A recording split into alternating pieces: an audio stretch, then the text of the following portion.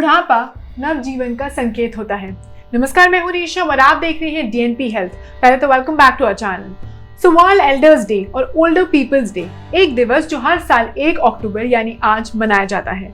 हमारे देश में बड़े लोगों को घर की नींव समझा जाता है और उनके आशीर्वाद को किसी भी काम में सबसे बड़ा सहायक माना जाता है ना। इसलिए हमारे देश में सभी अपनों से बड़े का सम्मान और आदर करते हैं। जो दुनिया भर में आज वृद्ध जनों के सम्मान और उनकी देखभाल के प्रति जागरूकता बढ़ाने के लिए अंतर्राष्ट्रीय वृद्ध जन दिवस मनाया जा रहा है। सो आज के इस इतने स्पेशल डे पे I thought why not visit an old age home, वृद्ध आश्रम, एंड यहाँ पे इन ब्यूटीफुल सोल से थोड़ी बातचीत करूँ, उनके साथ टाइम स्पेंड करूँ और जानूँ कि क्या वो आज के दिन के बारे में जानते भी हैं या नहीं, और इन सब के बारे में वो क्या सोचते हैं, उनके क्या विचार हैं। जानते हैं उनकी प्रेजेंट लाइफ सिचुएशन के बारे में, उनके दुख, उनके सुख, सब कुछ, और यहाँ के अथॉरिटी से भी थोड़ी बातचीत करते हैं। आइए चलते हैं। जैसे कि आप देख सकते हैं, I decided to visit the Vardaan senior citizen centre located in Malviya Nagar. यहाँ पे there are total 8 senior citizens in the care, but हम सिर्फ यहाँ पे एक ही से मिल पाए, a very sweet and loving soul, miss Asha. आइए जानते हैं उनके बारे में कुछ बातें।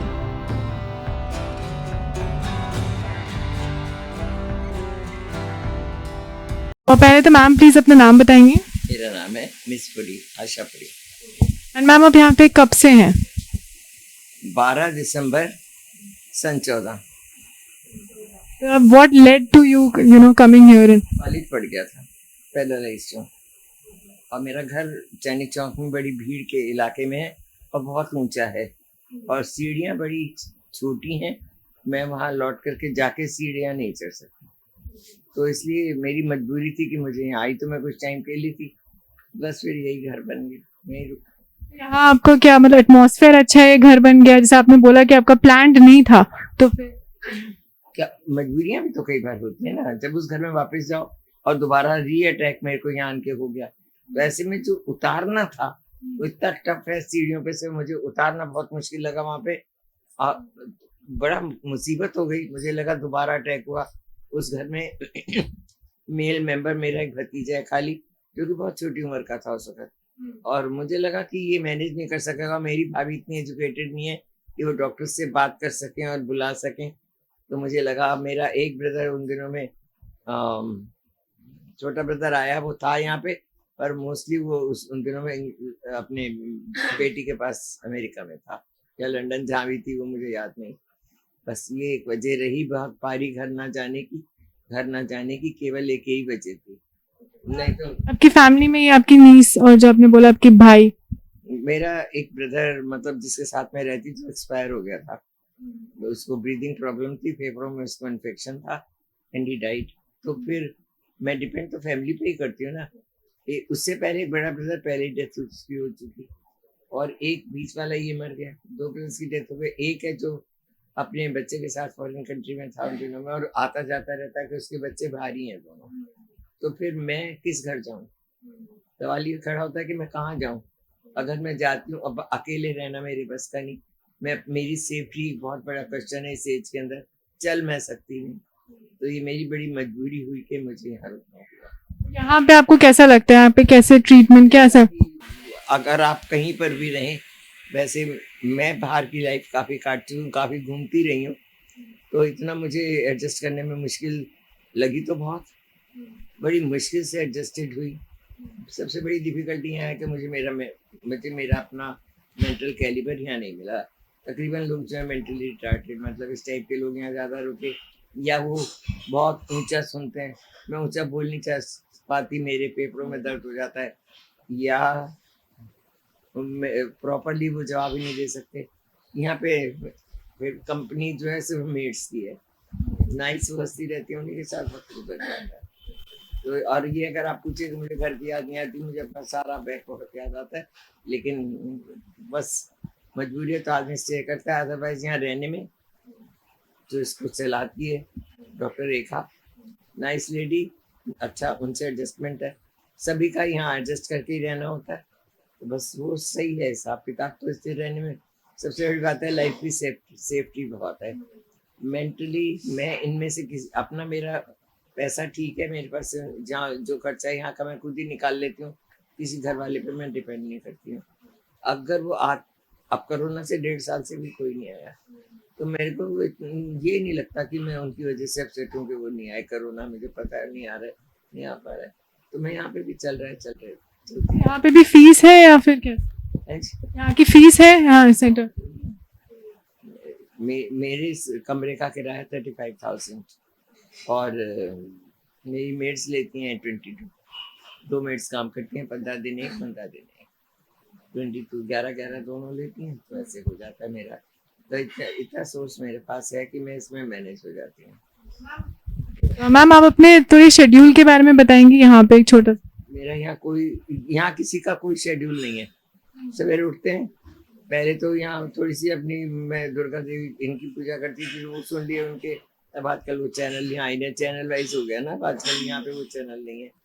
बस सवेरे मॉर्निंग में थोड़ा सा मुझे कमरे में सफाई का बहुत है। मेरे कमरे में अगर सी भी गंदगी वो मुझे बर्दाश्त नहीं है, तो सवेरे 2-2.5 घंटे तो सफाई में ही लग जाते हैं, पता ही नहीं पाता। अगर 3:45 बजे तो ये लोग, मैं नहा धोकर आती हूँ तब तक 8 बज जाते हैं।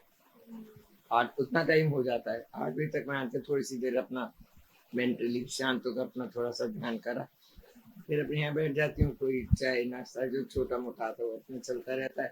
उसके बाद मैं सो जाती हूँ, क्योंकि सवेरे जल्दी भी उठी हुई होती हूँ। मेरे को नींद काफ़ी आती है, उसमें मैं काफ़ी सोती हूँ। और सोने के साथ में सर्दियाँ होती हैं तो नीचे चले जाते हैं घर वहाँ धूप लेने के लिए, बस। और फिर ऊपर आओ, फिर लेट जाओ तो 1 बजे लंच आ जाता है। फिर उस वक्त कभी अपने चैनल टीवी देखते रहे, बैठे हुए सीरियल्स देखते रहते हैं, और कोई विशेष कोई प्रोग्राम नहीं है। इलाज 15 से होता है। गवर्नमेंट एम्प्लॉई थी, रिटायर हुई हूँ टीचर, तो फिर वहाँ से इलाज होता है 15 से। गवर्नमेंट फैसिलिटी सारी मिलती है।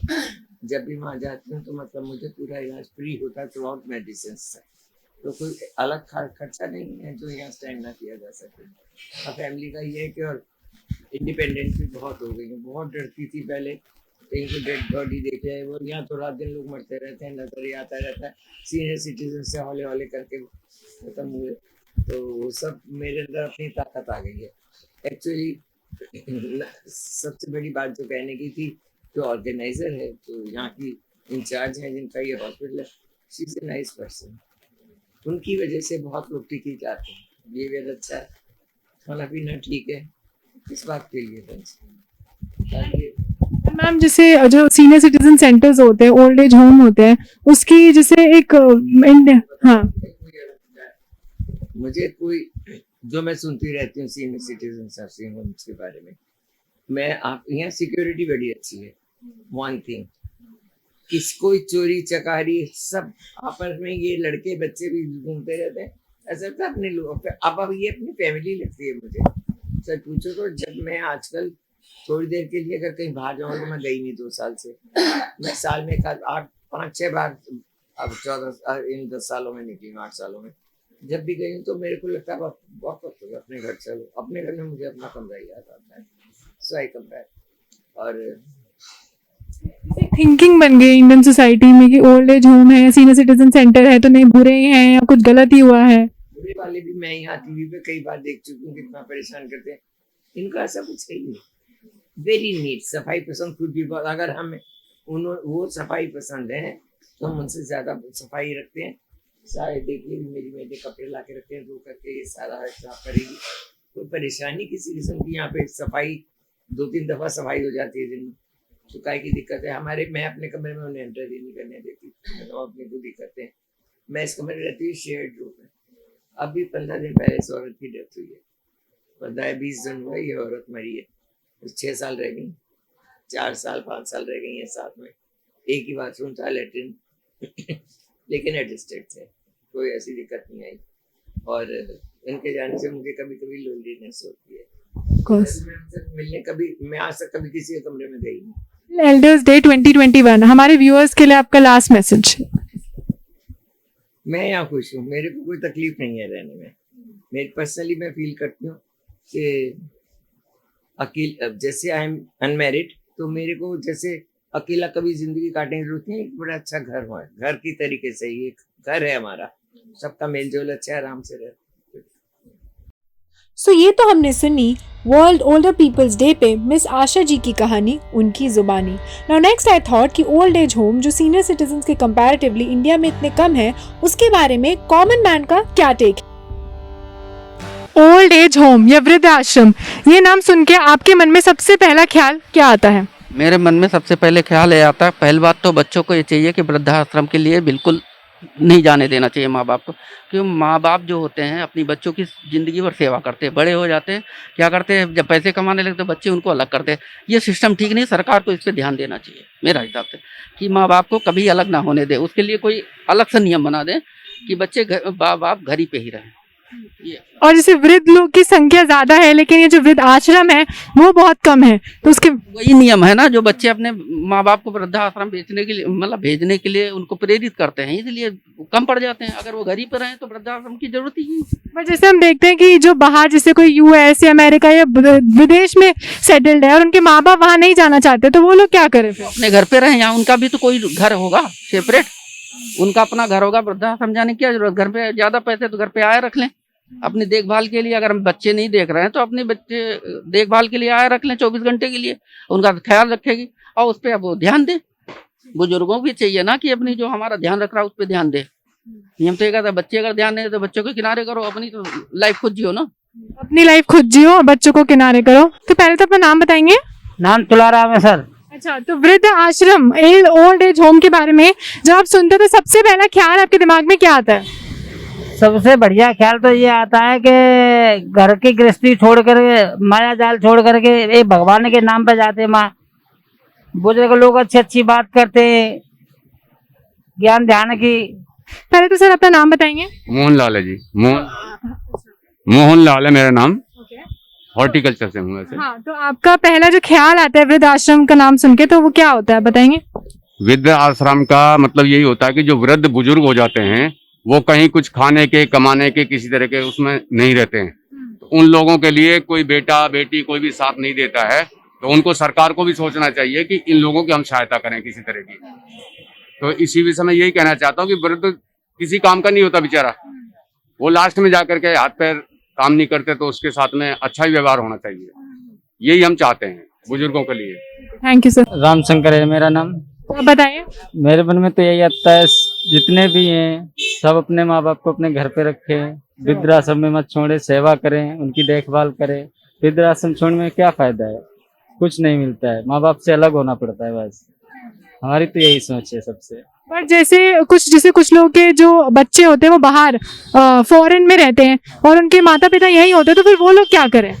उनका तो अपना एक मजबूरी पड़ जाती है, फिर भी उन्हें देखभाल के लिए अपने घर में जो भी है उन्हें बोले कि इनकी सेवा करें। अगर उनके साथ गलत व्यवहार हो रहा है उस पर ध्यान दें, अपनी शिकायत करें किसी को जो भी है। बस मैं तो ये कहना चाहूँगा, सबको अपना ध्यान रखें, अपने माँ बाप का ध्यान रखें। कोई गलत कर रहा है उसे समझाएं, अगला अगर कोई देख रहा है ये कर रहा है तो उसे यही राय दें कि अपने माँ बाप की सेवा करो, देखभाल करो। वृद्धाश्रम में कुछ नहीं है, उनसे अलग होना पड़ता है बस। तो वृद्ध आश्रम में कुछ नहीं है, दैट्स व्हाट ही थिंक्स। पहले तो सर अपना नाम बताएंगे। मोहम्मद हसीन। जी मोहम्मद जी, आप बताएंगे कि वृद्ध आश्रम जब ये नाम सुनते हैं तो आपके मन में सबसे पहला ख्याल क्या आता है? हमारे मन में अच्छा मतलब ख्याल आता, मतलब अच्छे रहे अपने, हमारी सेहत अच्छी रहे, मतलब सब बढ़िया रहे, यही ख्याल आता। आपकी कोई जान पहचान में है जो वृद्धाश्रम रहा हो या कुछ ऐसे? मेरी इस टाइम कोई जान पहचान में नहीं है, मतलब मैं यही चाहता हूँ सब बढ़िया रहे, अपने भी हालात सही रहे बस। आपको जैसे हमारे देश में जो वृद्ध लोग हैं वो ज्यादा हैं लेकिन जो आश्रम है उसकी जो वो नंबर्स हैं वो कम है, तो उसके बारे में आप क्या बोलोगे? जो आश्रम है, जो हम ये बोलेंगे अपने मतलब अच्छा चले और अच्छे रहे और अपने देश में अच्छा ही गया अपने, बहुत बढ़िया, ऐसी कोई बात नहीं। धन्यवाद। In the end, I don't believe that all old age homes are bad. या लोगों के साथ कुछ गलत हो तभी वो यहाँ पे आए. Sometimes it's their own will as well. It's me, Resham, signing off.